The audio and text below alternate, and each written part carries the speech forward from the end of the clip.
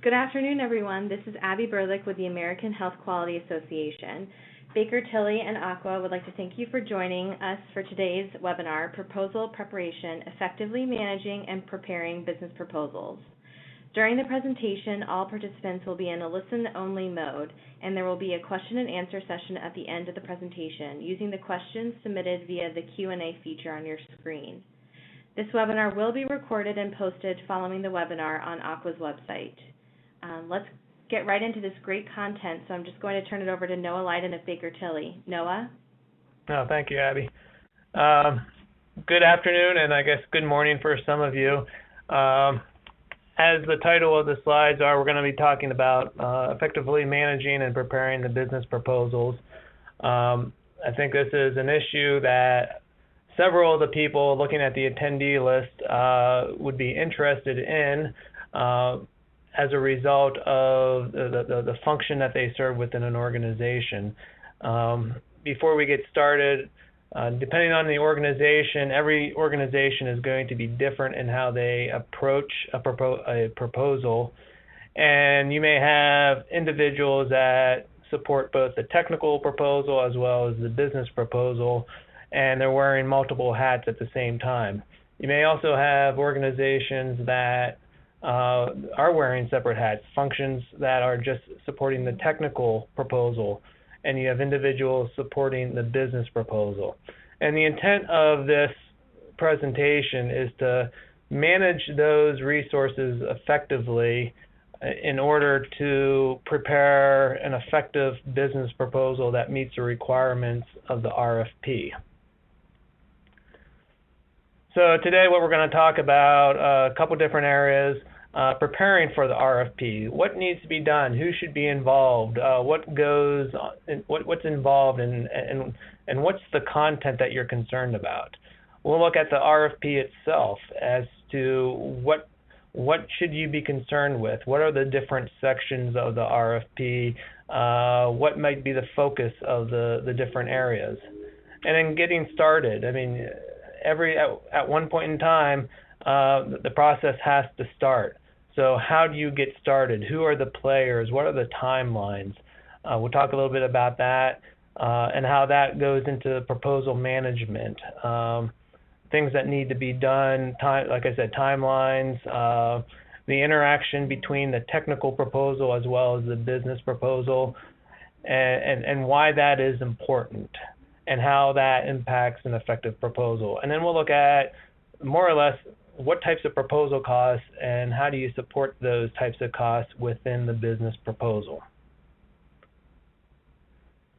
So to start off, I put this slide in here to sort of refresh everybody on the different sections of a solicitation or RFP.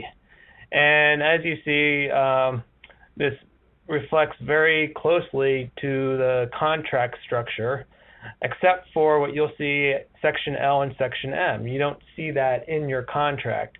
Section L is very important. It's the instructions and conditions and notices. It basically tells you what you need to prepare in responding to the RFP, both from a technical and a business and any other sections that may be required. And how to incorporate, and Section M is how to evaluate the factors, the technical approach, the business proposal, how the government is going to evaluate those in terms of the factors for award. So this slide is more of a little cheat sheet for you to look at when you're considering that RFP as well as for this presentation. So in preparing for the RFP, it's critical that you identify the necessary participants.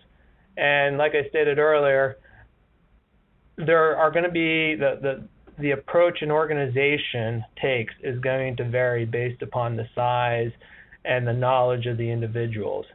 But in general, typically you create a proposal manager, and that proposal manager is responsible more or less for everything from passing out the copies of the RFP to getting that proposal submitted to the government.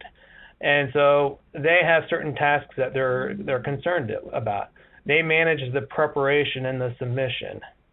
They also should be concerned with complying with the RFP.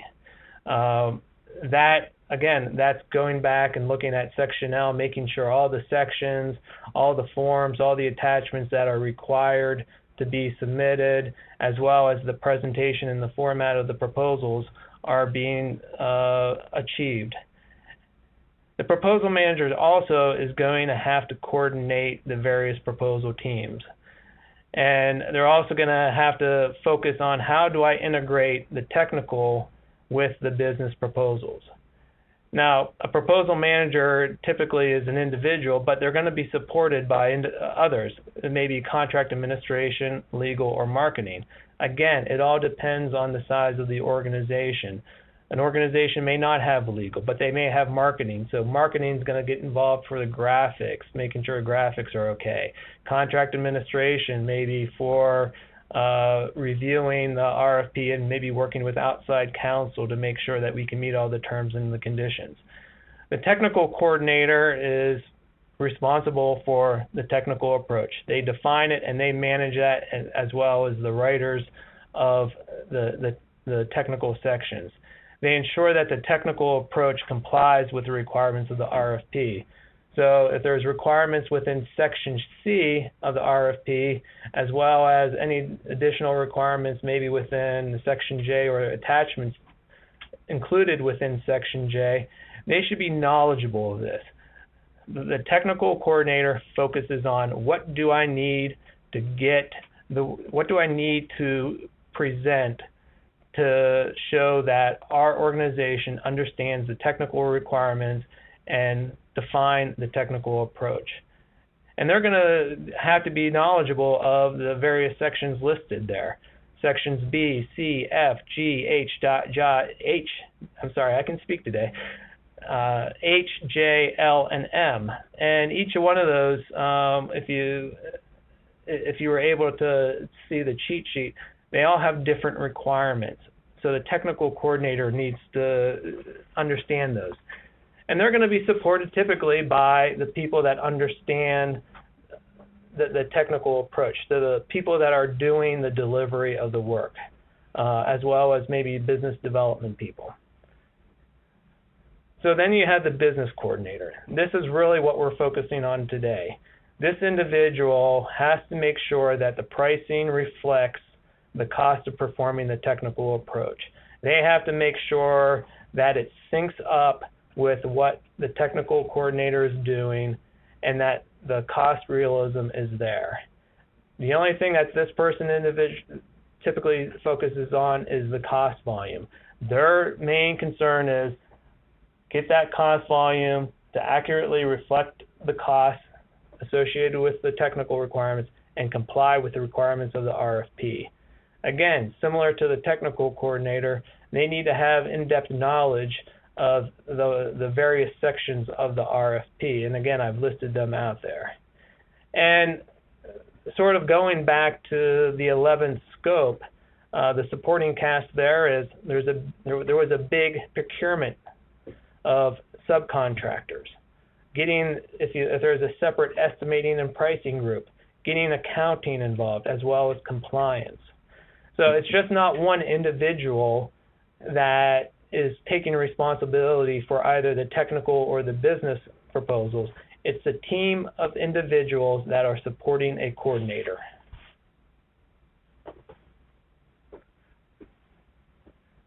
Other things that you can do in terms of preparing for the RFP, you always know that, we know there's an RFP coming out, so what do? I can guarantee you that everybody on this call has monitored Fed Biz Ops multiple times a day, waiting for that RFP to come out. Because once that RFP comes out, the clock starts ticking. And so when you look at Fed Biz Ops, they may present a draft RFP. It gives you an idea of what's coming out within the RFP for comments back to the government.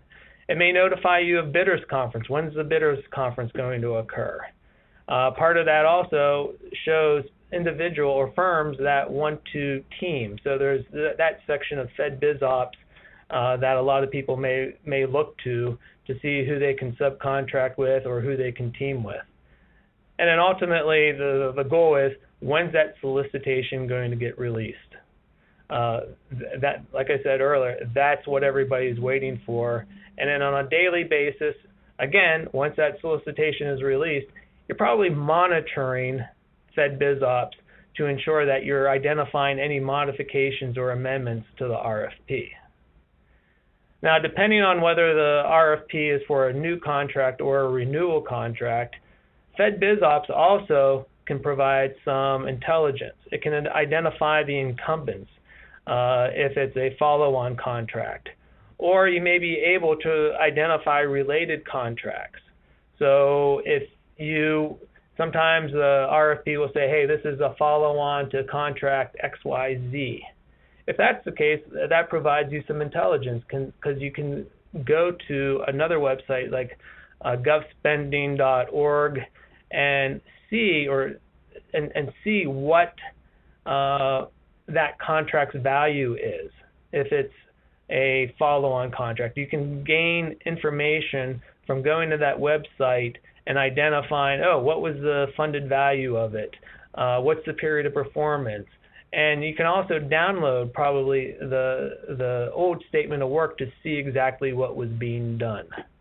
So in preparing for the RFP, it's not only monitoring the Fed BizOps, it's also utilizing it as some level of intelligence.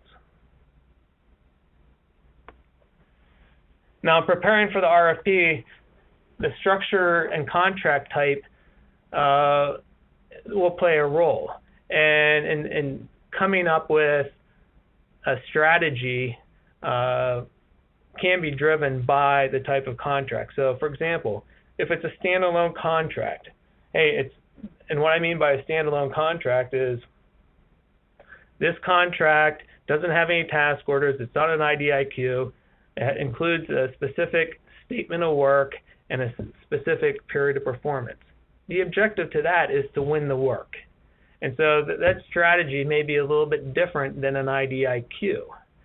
Now, there's a variety of IDIQs, and I think we all saw that during the 11th scope, where as part of that IDIQ, awards were coming out of that through the task orders. So that was sort of a hybrid with a standalone, because out of there, work was going to come out of it, and that's resulted in the individual task orders. At the same time, there can be IDIQs where there may not be any task order awards out of it. It may ask you for a pricing sheet or a rate sheet. And the objective there is to, how do I get to the proper pricing for either the defined labor categories or the labor categories that I am going to present to the government as part of the proposal. So depending on the structure of the contract and the type, there's different strategies that you may want to look at. Part of the preparing for the RFP is identifying teaming partners and or subcontractors. Hopefully, if you know there's an RFP coming out, you've done your due diligence earlier and identified your teaming partners or the subcontractors that you want to utilize. Typically, if you wait till the RFP comes out and you're halfway through the process and then you start looking for these teaming partners and their subcontractors, the cost that you're going to get from them may not be as accurate as you might expect had you included them in from the beginning of the effort. And then finally, sometimes people will look at the RFP and say, we don't want to bid it. So you walk away from that as making a bid or no bid decision as to whether to pursue the opportunity.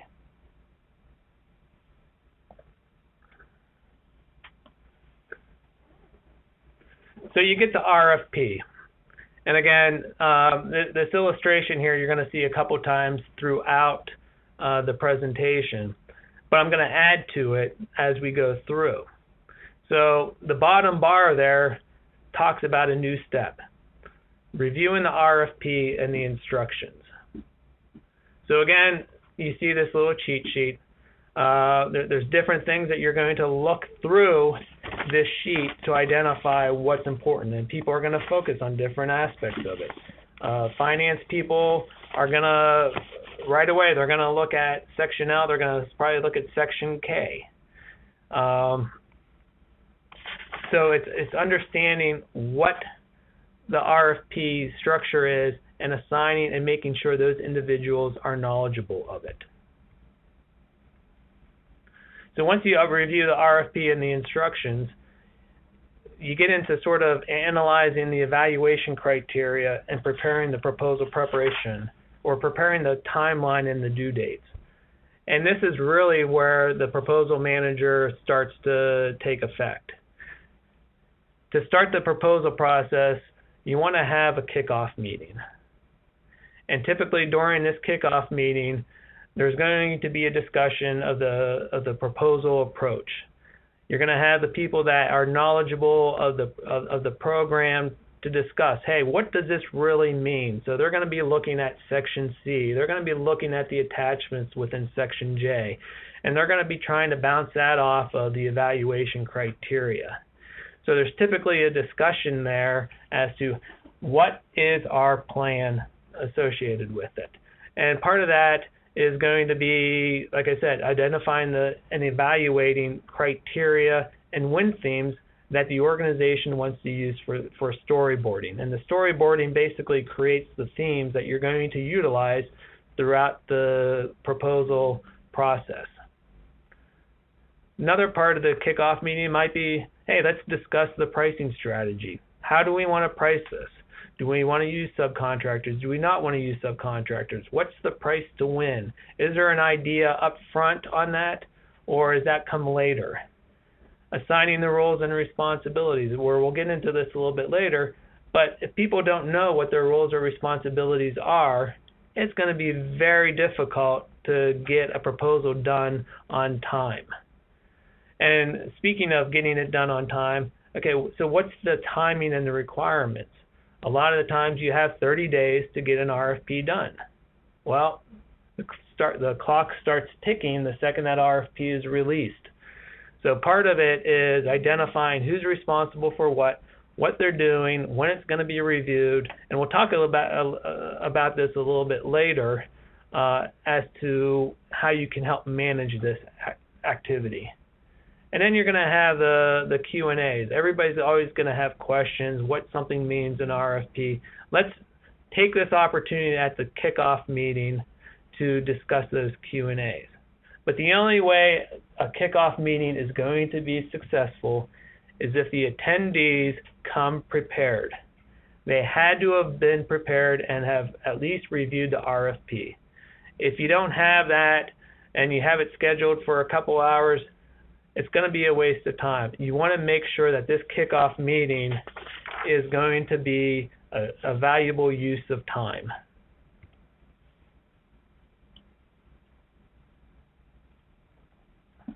So depending on what amount of time that somebody has, or the RFP has in terms of its response time, drives how you approach it.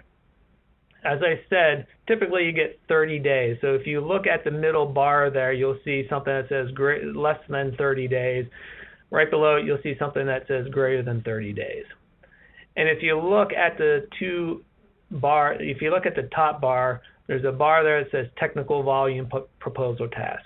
If you look at the bottom, there's an area that says cost volume process and reviews. You want to sort of look at this and say, okay, I got 30 days. What do I need to do within those 30 days? And what you see on this illustration is just some recommendations, but typically you create a project plan, and if you have less than 14 days, you're not going to spend a lot of time on that. But if you have greater than 30 days, you're going to spend some time making sure that you're thinking this process through. Typically, you may see different times or different proposal response times based upon whether a task order, an IDIQ, or a standalone RFP is released. Then once you go through the project plan, okay, let's get the project kicked off, and if we have time, we'll create and develop storyboards for our writers to follow so that they're not starting from scratch. Now, one of the things that I have through here, if you see, you'll see some lines there will have blue, pink, red, and gold. Depending on how much time that you have, these colors represent review teams. And what those review teams are doing, they're typically looking at the technical volume and the technical approach to see whether it makes sense compared to the requirements of the RFP. Now, if you go down to the bottom and you look at the cost volume, you'll see that, hey, we have some preliminary pricing development going on, and we can draft some cost reviews or some final reviews. But the key to this is to make sure that you have the interaction and the integration between the two teams. And this is where the project or the proposal coordinator comes into play. The technical people run off and they write their approach. And the only thing that they care about is, hey, we're going to do X, Y, and Z. The cost people go off and say, okay, well, we can do certain things now. We know that we have to price it eventually, but you're dependent on what's coming out of that technical proposal. So to help manage that process, you can create project plans and due dates for different requirements or elements of the proposal. So typically, it's good to create a separate project plan for a technical volume and a separate project plan for the business volume. And you have to understand the dependencies between these project plans so that again, I'm focusing on the business proposal, so that you can create that business proposal that presents good cost realism while meeting the requirements of Section L of the RFP. So during this time, what you also want to do as part of creating the project plan is preparing you're telling the contributors of each volume, you're giving them their expectations and what their deliverables are. Because if you don't set those expectations or those deliverables, people may not know, oh, this is due next Wednesday, or is this due Friday? Is this due 2 weeks from now, or is it due a week from now? At the same time, you don't want different formats of everything, so this is an opportunity to provide the preparers with adequate templates or formats or outlines that you want them to utilize so that they're not starting from scratch. To the extent that you can prepare them with the documentation that they need, the better.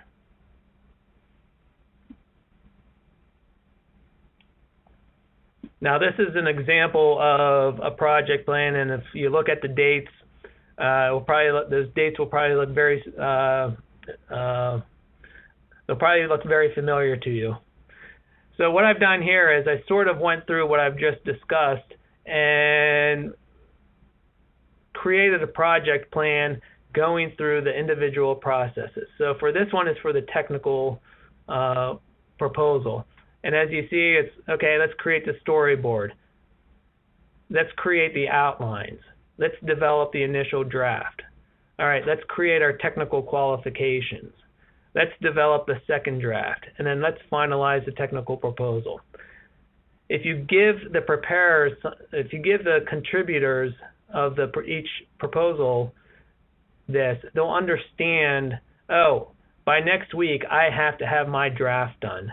Or the proposal coordinator has to, I have to coordinate all these pieces together and get it ready for the blue team review, or the red team review, or the gold team review. Now, if you look at this, if you look at the project plan, I have certain things circled here. And those areas that are circled with the initial draft or with the development of the second draft relate to the project plan for the business proposal. As I stated, the people responsible for preparing the business proposal are going to go off and do certain things that they know that they can do. They can assess the forward pricing rates to see if it's going to be, if the proposal is going to impact rates that CMS may already have. If a proposal does impact it, well, you're probably going to look at developing new rates because it may make you more competitive. If there's no impact to your rates, you may just say, hey, I can utilize my forward pricing rates. You're going to look and you're going to analyze and develop indirect costs if you decide to revise your indirect rates. And you're going to take the opportunity you're going to take this time to be able to do that. You're going to look and say, hey, are we going to increase headcount? Are we going to decrease headcount? Are we going to require additional types of costs that may be indirects? And how does that impact our indirect rates? So then you're going to develop some initial rates. After that, then you're going to look and say, hey, I know what's going to be in the proposal because it's very similar to the prior scope. So I know I'm going to have reproduction. I know I'm going to have telephone. I know I'm going to have certain types of costs. So let's take that time now and start preparing for that. And what you want to do is typically you meet with the technical leads before or while they're drafting their sections to say, hey, give me a high-level idea of what types of costs that you're going to incur. That way it gives the business people time to go and get the supporting documentation to support the costs that you're going to incorporate into the business proposal, as well as starting to develop the basis of estimate. So part of that is, like I said, this section talks about ODCs. It's that initial meeting, getting that data, getting the old invoices from vendors. It's also then sitting down with them, with the individual technical leads, and saying, this is what we took away from our discussion, and this is what we prepared. So with that, then, you can prepare an initial or a final review. You can prepare your initial draft of cost.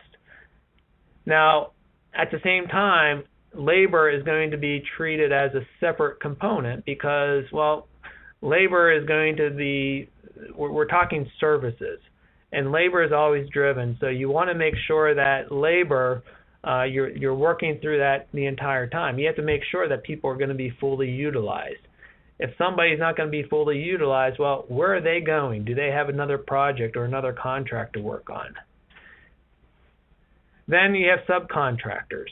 Subcontractors, like I said, you should be working through the entire time. And while you're doing this, you can look at and complete a BOE. So the intent of this is, at the end of the day, to give you enough time to complete the CMS forms, do all the reproduction, and get that proposal out the door to meet its due date. Now, if you look on this slide again, I have two items that are circled. I'm going to flip between the two of these, and if you notice, I have the initial draft that would be due on, we'll say, Monday of the week of January 26th. Well, once I get that initial draft, I can finalize more or less, hopefully, my business proposal, and that's when that starts. So then again, if there's, as the proposal coordinator, I can go back and say, hey guys, we have a technical approach that if we take that approach and price it out, it's going to be way too high. So we need to go back to the drawing board and maybe eliminate some items. And during this time, as those eliminations or those revisions are being made to the technical requirements, you can go back and revise your business proposal accordingly until both the technical and the business proposal sort of come to alignment in terms of, hey, the technical approach matches the cost realism that's being created from the business proposal.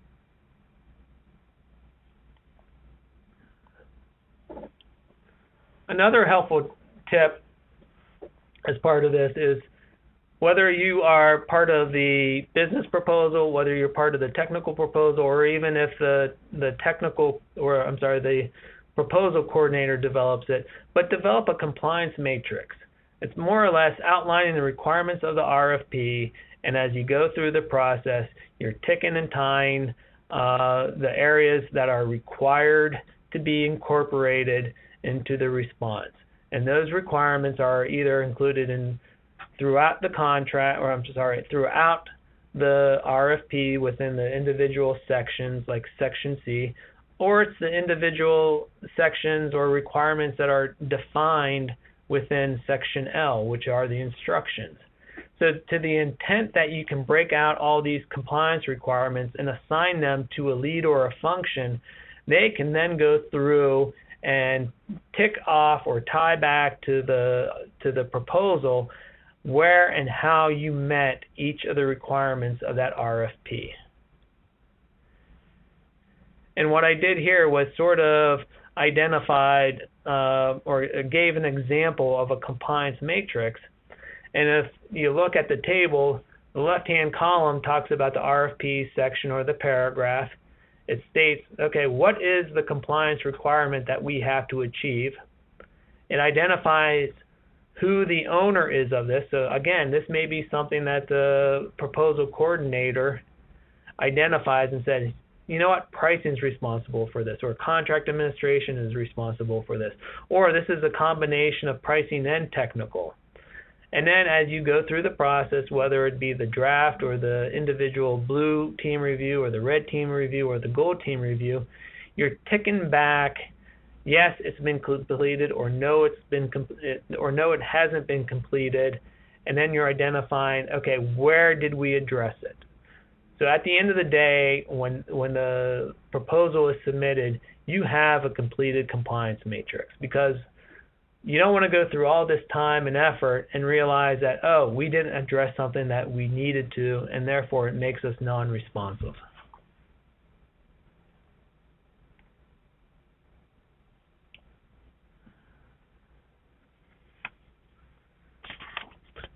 So now to my little illustration, I've added a couple more lines to this. And really now we're getting into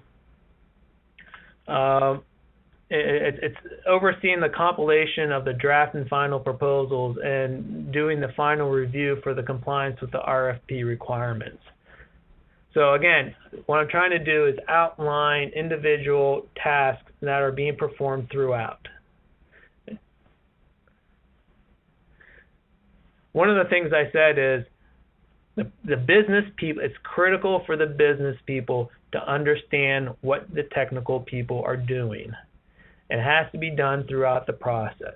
So what I tried to do was align these two project plans side by side so that you can get an idea of, you know what, if I don't do any of the requirements that I'm supposed to do on the business, within the business project plan, and I wait until the last minute, I'm really not gonna get a good business proposal developed, because the cost realism may not be there. If I have coordination with the technical people throughout this process, I can understand what they're going to be writing about, what their approach is, and I can start pricing those activities out.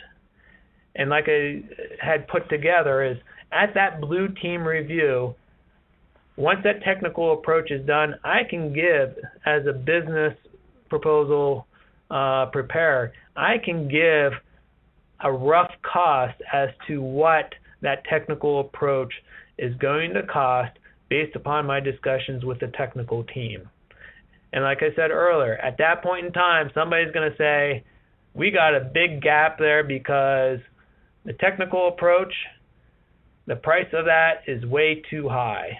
And that gives you time to go back and revise the technical approach along with the costs to get the proposal in time, or get the business proposal completed in time.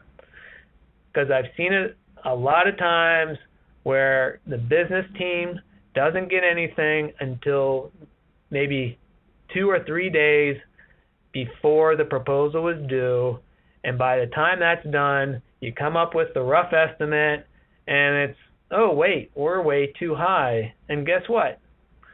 we're too late into the game to go back and revise the technical approach. So as a business person, I need to probably start making judgmental calls on really what types of costs do I need in the business proposal. And as a result, the cost realism starts to fall apart. So to the extent that you are coordinated between the business and the technical team and incorporating that coordination throughout the project plans, it increases the time that you have to prepare the business proposal, and it increases the cost realism.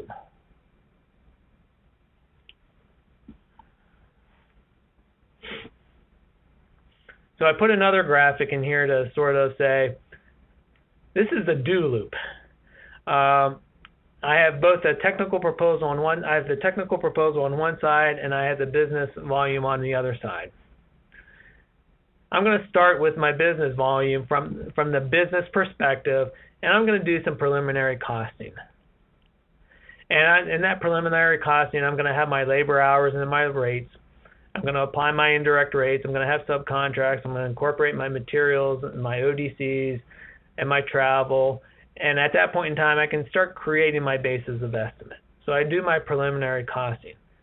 But I need to know and understand the technical proposal to be able to do that. So there's that red arrow from the technical proposal that I'm going to rely on to be able to do that.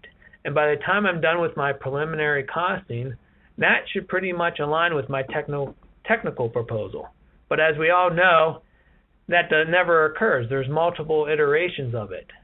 So I'm going to go through and I'm going to continue revising it based upon my technical approach until I get that technical proposal completed. Then I can go get my final costing to complete my business volume. So it's sort of that do loop, and doesn't mean that it's going to be you're going to go around in circles several times, but that preliminary costing arrow, it takes a while to do, and it's not a last minute activity. It can't be a last minute activity. And hopefully I have a lot of CFOs and accounting people that are shaking their head right now because they're in agreement with me. So the final part here, I'm going to talk about some of those cost elements that were in that center section and what you want to consider. So in the labor considerations, hey, what are the technical qualifications that you have? And what are the categories? Again, coordination with the technical people. Are you pulling in existing or new employees? And as a result, what impacts that? Existing employees, they're already on the payroll. If they're new employees, okay, what's their salary going to be? Are they reflective of an existing employee with the same salary? What level or what utilization are you going to utilize from individuals within the organization? As I said, well, I'm going to use Joe or Jane half-time. Okay, well, where's Joe or Jane's other half-time going to be applied? Is there another contract? Is there another project? Are they going to be indirect? It's doing that labor mapping and seeing what's the availability of their time and how many hours that you need. Sometimes, depending on the contract type or the proposal, you'll mix or blend rates of individuals because you don't know how or when or who's going to be utilized in the work. So typically a labor mix or blended rates are going to be created when you have an RFP that's requesting a rate schedule. And then how are you going to incorporate the subcontractor resources? Are those going to replace existing FTEs or are those in addition to FTEs? How does that impact your current FTEs? And then again, what's the impact of the labor rates? Part of what you want to do is, what's the breakdown of the labor hours by a time-phased approach? Does it make sense to do that based upon the period of performance of the contract? You want to do this so that you can map the labor costs or the labor hours with the appropriate application of indirect rates so that you're applying the proper indirect rates to the proper labor at the proper time. And on this slide, I just give an example of, okay, how do we create or how do we build up those labor hours or those labor rates? So, I mean, you can take a look at this and see some of the activities that occur with that. For indirect rates, as I stated earlier, does the proposal, if you get awarded the contract, is that going to have an impact to your existing indirect rates? How does that fit in with any backlog or pipeline that may impact those indirect rates? And if not, hey, can I use my forward pricing rates that have been established? If there is an impact to my backlog or my pipeline, some things may be falling off, some things may be adding on, but if everything remains consistent and I'm adding a big chunk to my base, it may make sense for me to look at the impact to the indirect rate. So consider that and consider what it means to potentially the fringe rate or an overhead rate or a G&A rate or a service center's administrative or those types of allocations. And make sure that they're being applied properly to the business proposal. For materials and subcontracts, one of the things I said, get procurement involved as early as possible. If you wait until the RFP comes out and you still haven't identified subcontractors if you need them, you may be too late in the game.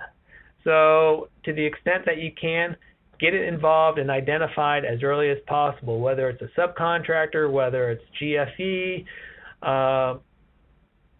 identify those things early in the game. Don't wait until the last minute. And to the extent that you can, utilize history. Get those old invoices or get those old rates. Make sure that you're when you're identifying subcontractors or materials, who are the vendors? Can I get or meet a lot of my small disadvantaged business requirements through these vendors? So you want to incorporate those in at the same time.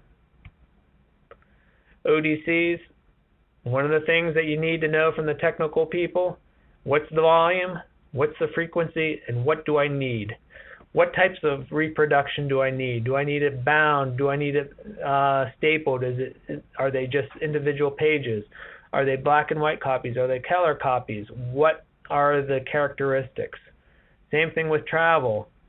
What's the volume? What's the frequency? What's the location? Am I driving? Am I doing mileage? Am I doing airfare? What's the length? How many travelers? Again, who knows this? The technical people know it. So going back to the project plan, meeting with those technical people early on, even if it's just to get a general idea, knowing that it's not going to be correct, it will save you time later in the game when you have to make those cost realism changes. And then for the basis of estimate, how did you build up all these costs? Did you rely on prior contracts? Did you have to make new judgments based upon, hey, we never saw this before within the statement of work, so we think it's this because we're experts in this service? Or do you look at it and say, hey, typically we have X amount of time to review this issue, and so we've incorporated that historical knowledge into our estimates. And then what's the relationship? Well, if I plan on increasing my head count by 20 people, well, there's a cost estimating relationship there, not only on the direct labor, but on the fringe costs as well as indirect costs. So identify what those relationships are and incorporate those into your pricing. And then are we identifying and we building up our costs at the proper level, at the WBS, at the CLIN, at the task level, at the SLIN level? It's critical because the RFP, again, is going to identify that, and you need to meet that. And then finally, the cost realism. As I said earlier, you can't wait until the last minute to price all this stuff out. Otherwise, the cost realism is going to be terrible. Again, coordination. I mean, if I walked away from this presentation with one word, it would be coordination. And that's what's critical to the successful proposal preparation. So in conclusion, I sort of look at this as the old game of chutes and ladders, where somebody may think that whether it be the technical team or the business proposal team, they think that they're moving along really well until they get to that chute and they realize that, oh, we have to reprice something, or no, we have to go back and we have to work on our technical approach. And what happens? You fall back a couple of steps. And it could be a significant step backwards, or it could be a small step backwards. But the goal is you're going to have to go through all these refinements to be able to make sure that the technical and the business volume align, and the only way to do that is through the coordination between the teams. So with that, if anybody has any questions or comments that they want to add or ask, I'd be happy to take those.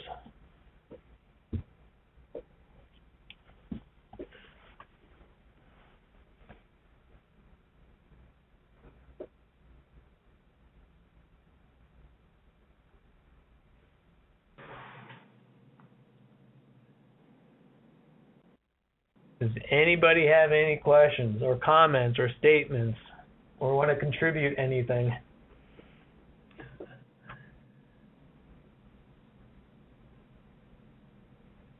And so Noah, this is Todd Ketch. I know we have the lines on mute just to prevent noise. I don't know if we want to if folks want to be unmuted, we can have you, if you're on the webinar. I think you can indicate that you want to ask a question, or certainly you can post into the chat box.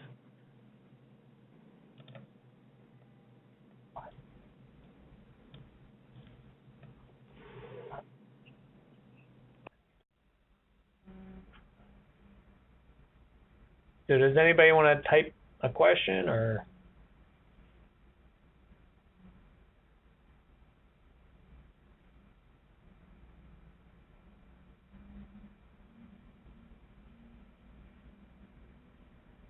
All right, I'll give another 10 seconds. Just type in, hold on, I'm typing, or. Hey, Noah, it looks like you've got on here, we've got somebody who wants to ask a question. There's Jeff Smith. Maybe we can unmute his line and he could ask that. Can you all do that? Or?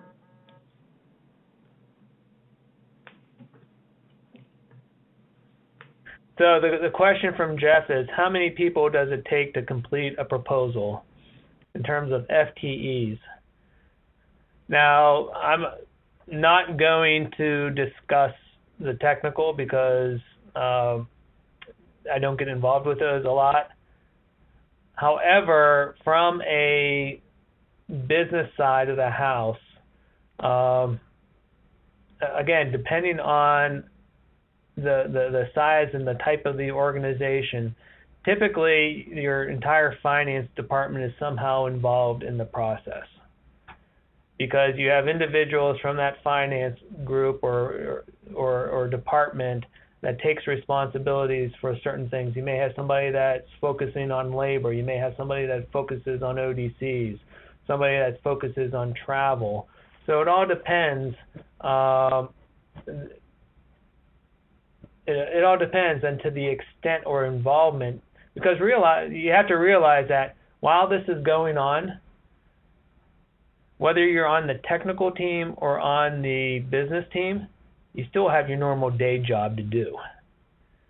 And like I said, to the extent that you can coordinate this, hopefully you can manage both of them. So I guess my answer, there's no set answer for the number of FTEs that it takes. It's, I guess what's the saying? It takes a village to raise a child. So it takes an organization to complete a proposal.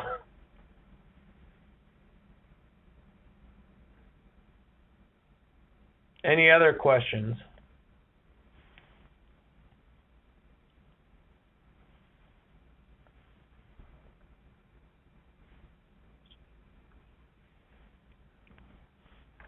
Oh, I'm sorry. My bad. I'm not scrolling down. Question, how can one get more insight into or infer more about the evaluation scoring criteria that would be used if the RFP is more or less silent on that point? Reserves the right to make an award that is deemed to be in the best interest of the government. I mean, really, Section M is going to discuss the evaluation criteria, and sometimes you really have to read into what they're looking for. It's looking at what is the objective of the RFP? What are we trying to get? What's the objectives? And unless that's really spelled out, I mean, it's a guessing, and that's sort of where the storyboarding comes into play. It's looking at that evaluation, saying, what's the objective of the program, and how do we storyboard that to address any evaluation criteria or the lack of evaluation criteria.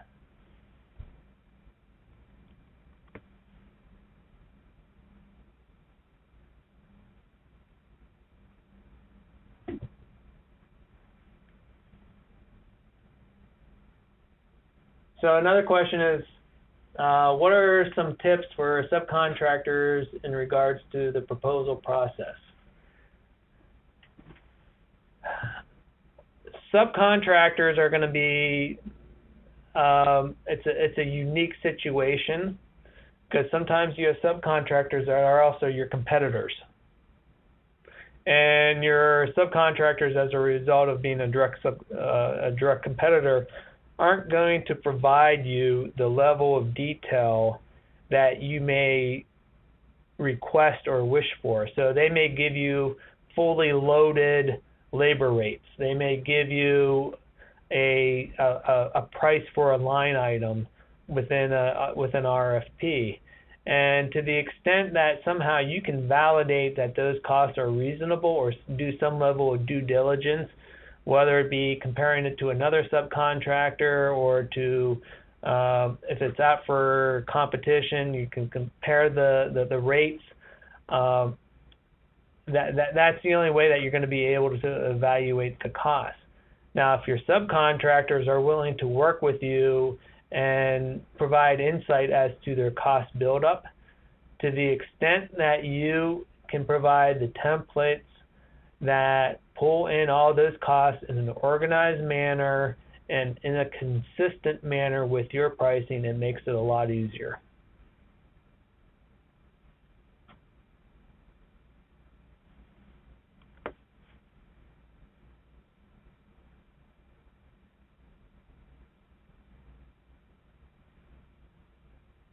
All right, well, I don't see any other questions, so I appreciate everybody's time, and hopefully I didn't put anybody to sleep today.